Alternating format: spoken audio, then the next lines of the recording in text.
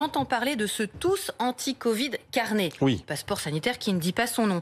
De quoi s'agit-il exactement? C'est le chef de l'État, le premier qui avait parlé de ce passeport. Finalement, on a changé de nom. Ce carnet numérique, il est en test. On va aller dans un instant voir comment ça se passe avec Antoine Lard. L'idée vraiment, c'est de stocker nos informations de façon numérique et protégée. C'est très important aussi d'insister là-dessus parce qu'il y avait beaucoup d'inquiétudes. Et il y a l'idée de pouvoir comme ça tout concentrer dans ça. Voilà, vous aurez juste votre portable à montrer et dedans il y aura tous les résultats des tests que vous avez pu faire, parce qu'à chaque fois, vous savez, on vous demande moins de 48 heures, moins de 72 heures. Il y aura aussi à terme un certificat de vaccination qui sera possible. Le ministre des Transports, Jean-Baptiste Djebbari, était ce matin donc à l'aéroport d'Orly pour montrer ça, parce que on est en train de tester, Antoine Lard, ce fameux carnet numérique sur certains vols, notamment Air France. Oui, exactement. En fait, pour l'instant, ce carnet numérique existe uniquement sur un seul vol, la liaison entre Orly et Ajaccio. Mais l'idée, c'est de l'étendre dans les prochaines semaines à l'outre-mer dans un premier temps, et puis surtout de l'étendre à l'ensemble des destinations de l'Union européenne. Ça devrait être opérationnel d'ici l'été, plus précisément d'ici la deuxième quinzaine de juin pour les grandes vacances, en fait. En tout cas, si tout se passe bien, c'est en tout cas le calendrier qui a été fixé par le gouvernement et par l'Union européenne. Là, pour l'instant, on n'est vraiment qu'au tout début de ce dispositif. Ça a été lancé jeudi dernier. Pour l'instant, il y a 1000 passagers seulement qui l'ont utilisé. Donc, on est vraiment au tout début du processus. Alors, comment ça fonctionne? Comment on enregistre toutes les informations? C'est un système de QR code?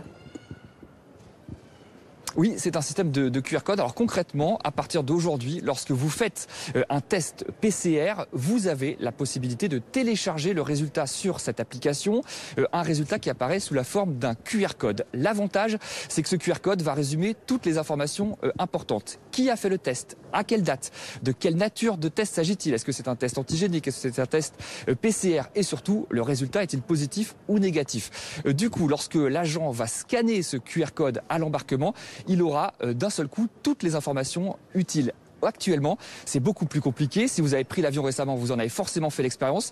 Vous avez généralement votre test PCR sous format papier, donc il faut le sortir de votre sac, le montrer à l'agent.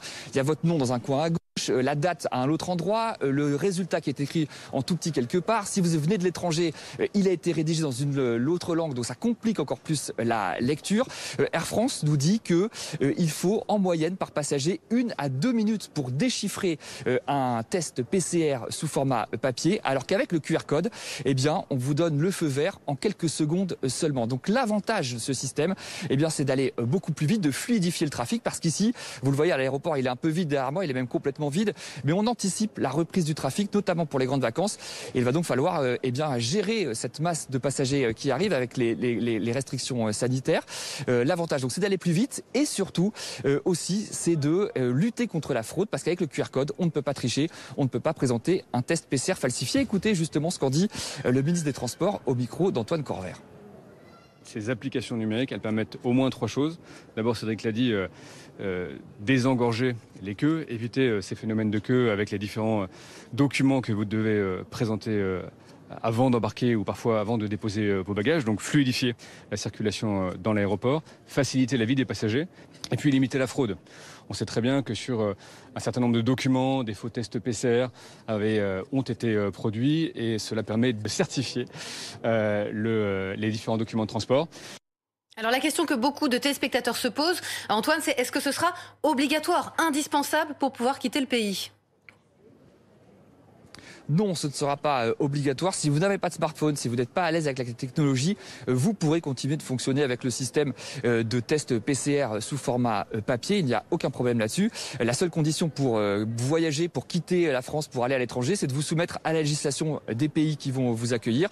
Si on vous demande un test PCR, il faudra le fournir. Si on vous demande la vaccination, pourquoi pas, il faudra aussi présenter un carnet de vaccination un jour. Antoine Lard avec Antoine Corvère. Vous savez tout.